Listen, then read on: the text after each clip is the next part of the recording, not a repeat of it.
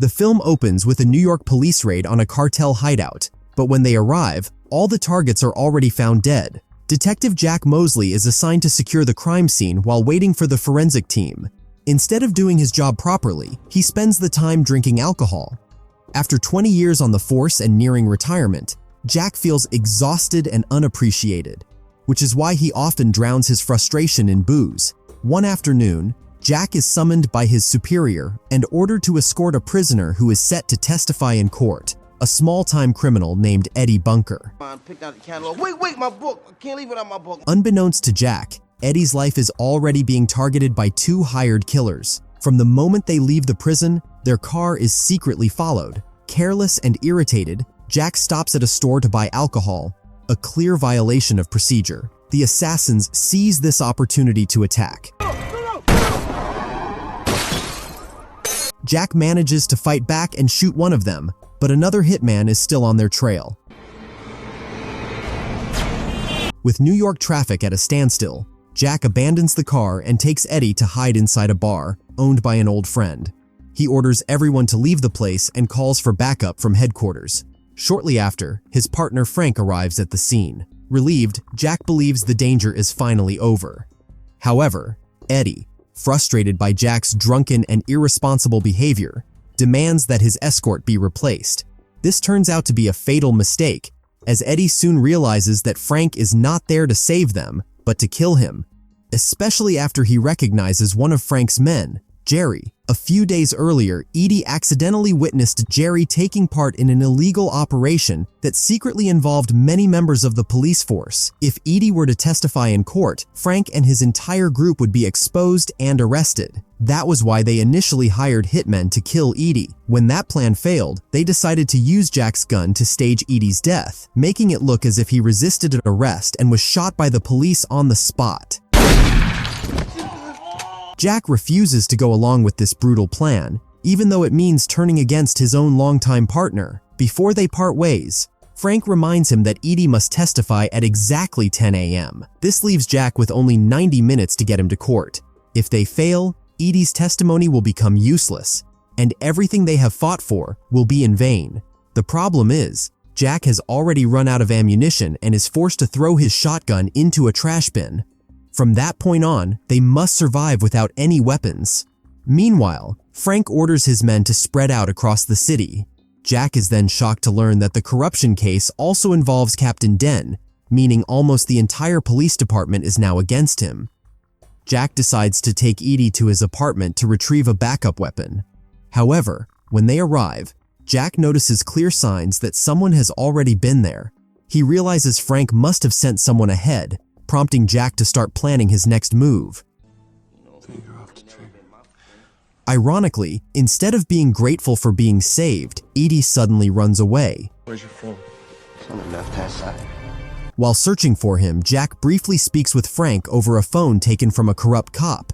Interestingly, just from hearing Jack's voice, Frank is able to figure out his former partner's situation and state of mind. You lost the kid, didn't you? Meanwhile, Edie tries to escape using the subway. Shortly after, while Edie is waiting on the platform, Jack finally manages to find him. Edie admits that he ran away because he didn't want to be a burden to Jack anymore. Frank and Jack have patrolled New York together for over 20 years, which allows Frank to easily predict where Jack might run. On top of that, he tracks Jack's movements through the GPS on a phone he previously took. Still moving south on Doyers. Pull up. Since being released from prison, Edie has always carried a notebook filled with plans for his new life. After spending half of his life behind bars, he wants to open a bakery and leave his criminal past behind. Unfortunately, Jack responds to this hopeful dream with cynicism. And that's what you are, Eddie. You're a thief. You're always gonna be it. Not long after, they realize they are surrounded from all directions. Jack figures out that their location has been exposed because of the GPS on the phone he is carrying. With no other choice, he pulls Edie into a nearby shop and leads him up to the rooftop to escape. However, just after breaking through the encirclement, they are attacked again. It turns out Frank has already positioned one of his men on the rooftop. Even so, Jack and Edie manage to survive and escape into an underground area. Check, we got a little... Once again, Frank correctly predicts their escape route. Still, no matter how desperate the situation becomes, Jack always finds a way to outsmart and overcome his enemies. Yeah, I was aiming for the kid if that makes you feel better. Frank suddenly appears from behind, firing his weapon non-stop. The problem is that the only escape route is an elevator that is still on the upper floor. To buy time, Jack deliberately engages Frank in conversation, expressing his disappointment that Frank has changed and chosen to protect his own interests over the truth, even if it means sacrificing a prisoner. Are you ready to sacrifice? Look at that kid's jacket. As several of Frank's men prepare to storm the area, the elevator they have been waiting for finally arrives, allowing Jack and Edie to reach the upper floor. Frank refuses to give up and begins searching through every level of the building. When they run out of places to hide, a kind elderly resident allows Jack and Edie to take shelter in his apartment. Inside the apartment, Jack searches his wallet and finds a business card belonging to a prosecutor named Ida, someone determined to expose corruption within the police force. Jack immediately contacts her and asks for help to get them out of the dangerous situation. Where are you? I'll send my squad. Richard, pen. While waiting for assistance, Jack tells Edie to remove his prison uniform. Unfortunately, the promised help never arrives. Worse still, the two people sent to assist Jack betray him and leak their location to Frank. Jack had already suspected that the prosecution might betray him. That was why he deliberately gave them a fake apartment number as his hiding place. Frank, however, anticipated this move as well. Even so, Jack had prepared another plan. Jack and Edie then try to escape through a crowd of civilians, but the area is already surrounded from all directions. When an inner-city bus passes by, they seize the chance to use it as an escape route. Unfortunately, the plan turns into a disaster when the police open fire.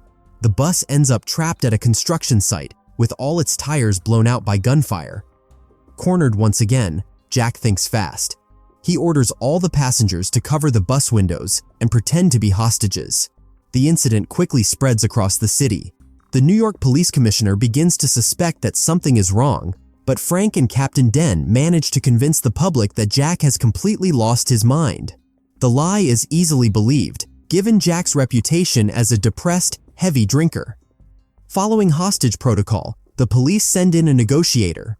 Before the negotiations begin, Jack asks Edie to count the number of passengers on the bus. The real number is 31, but Jack deliberately reports 40, signaling that he has another plan in motion. Among the passengers is a young child. Edie, who dreams of opening a cake business, starts talking to the child.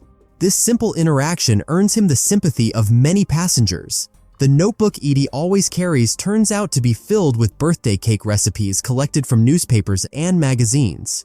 Seeing this, Jack realizes that even a former criminal can truly change. After nearly 30 minutes, Jack finally presents his demands to the police. He asks for the prosecutor handling Edie's case, along with several reporters from a major TV network, to be brought to the scene.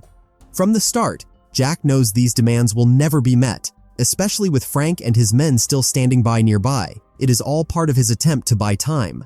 Quietly, Jack instructs Edie to switch clothes with one of the bus passengers because no matter what happens, Edie must get out of the situation alive. What the hell is he doing? How the hell should I know? The police are stunned when all the hostages are suddenly released. Frank immediately searches for Edie, but thanks to the simple disguise, no one realizes that Edie has already escaped. Although one passenger mentions that Edie changed clothes, it is already too late. The police still hesitate to storm the bus, believing that 9 hostages remain inside when in fact only Jack is left. From the beginning, Jack intended to sacrifice himself so Edie could get away. However, moved by guilt, Edie returns to the bus to save him. Who is that? At first, Jack has already given up and is ready to die, but Edie's reckless courage restores his fighting spirit. The two escape once more using the bus. Even with flat tires, as long as the engine still runs, it is enough to break through the police barricades. When the bus gets stuck in a narrow alley, the police storm in. But by the time they search it, Jack and Edie have already escaped. This enrages Frank. The danger is not over, as Edie then realizes he has been shot.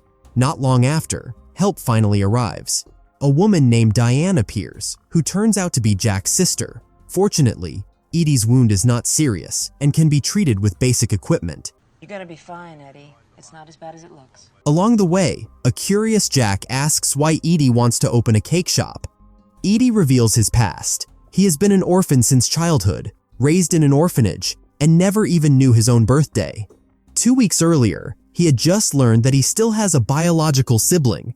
Because of this, once he is truly free, Edie plans to move to Seattle and start a new life. In the middle of their conversation, Frank appears again. Jack had already anticipated that Frank would suspect Diane, which is why he earlier arranged for them to be transferred to a different ambulance. Soon after, they arrive in front of the courthouse. However, Jack orders Edie to keep running, choosing to be the sole witness at the trial himself. It is finally revealed that Jack had once been involved with corrupt cops as well. His regret over his past actions is what drove him into depression and alcoholism. Although this truth is shocking, Edie simply says that everyone makes mistakes, an ironic yet sincere reminder coming from a former convict. Saved my life, kid. Before entering the courthouse, Jack comes face to face with Frank once again. Frank asks about Edie's whereabouts, but is stunned when he realizes that Jack intends to sacrifice himself to expose all of their past crimes. Listen to me, all right? Did our business in a certain way. After serving together for 20 years, Frank cannot bring himself to kill his best friend. He allows Jack to pass, but with a heavy heart, he secretly orders his subordinate, Bob, to execute Jack once he reaches the upper floor. Take him out. Still a wanted man, Jack becomes an easy target. Bob plans to shoot him in public. Just as he is about to pull the trigger, Prosecutor Ida suddenly appears.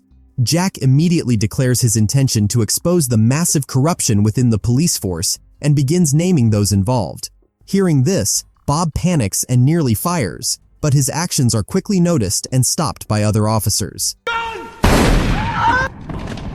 Before being taken into custody by the prosecution, Jack plays an audio recording of Frank's confession about the corruption case. It is revealed that Jack had secretly recorded their earlier conversation.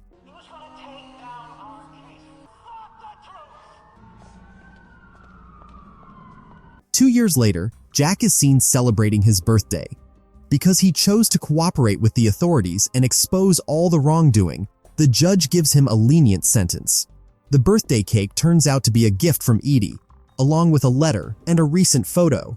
As a token of gratitude for being saved 2 years earlier, Edie names his bakery Edie and Jack.